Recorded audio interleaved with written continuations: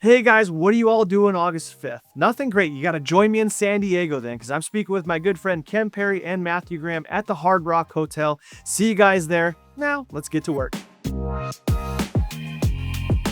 fascinating article from Harvard Business Review caught my attention last week. The title was essentially this idea that effective leaders often end up being branded as the problem.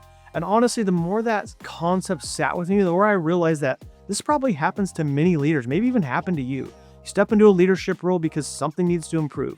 Growth is stalled, accountability is inconsistent, communication is messy. The organization says they want change, in fact, maybe even hired you specifically because it wants this change. At first, everything feels aligned.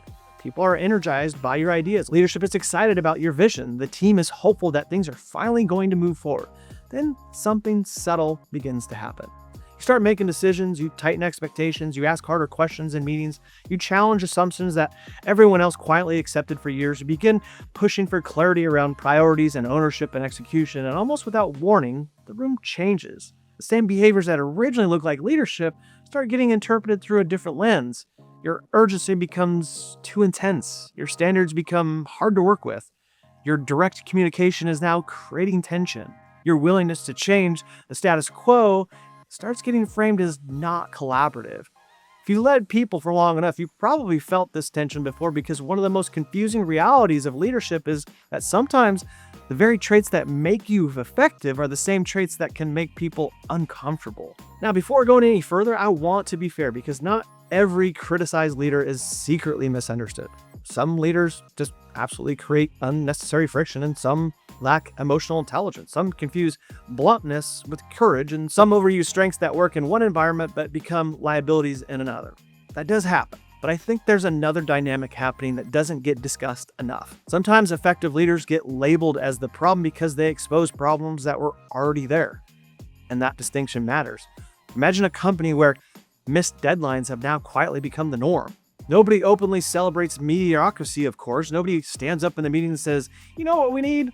Lower standards. But over time, culture adapts, expectations drift, workarounds develop, certain conversations stop happening because they're uncomfortable. Then a new leader walks in and simply starts naming what everybody else already sees, but nobody wants to address it. Suddenly, deadlines matter again, ownership matters again, performance conversations happen all over again. At first glance, it can look like the leader created the tension. But did they actually create it, or did they actually just make the already existing tension impossible to ignore?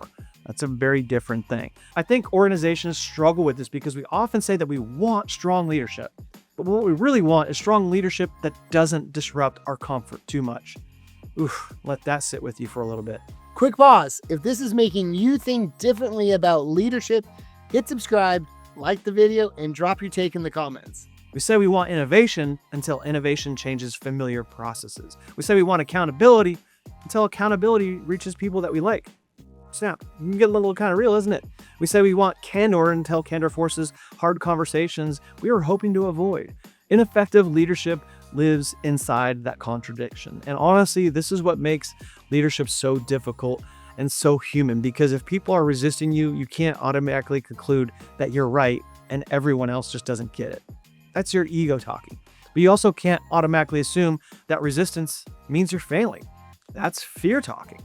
The real work of leadership is developing enough self-awareness to ask the harder questions. What exactly is this friction trying to teach me? Is this feedback revealing a blind spot in my leadership? Or is my leadership servicing tension that has been sitting beneath the surface for years? That's not always an easy question to answer. Sometimes the answer is both. Sometimes you're driving necessary change and you need to improve how you bring people along. Sometimes your instincts are directionally right, but your delivery needs refinement. I know that's true for me oftentimes. Sometimes the criticism contains wisdom. Sometimes it just contains politics. Learning to discern the difference may be one of the most important leadership skills there is, because leadership at its core isn't really about avoiding tension. It's about learning to improve through the tension without losing your integrity, your curiosity, or your willingness to keep growing. And maybe that's the real takeaway here. See you guys next week.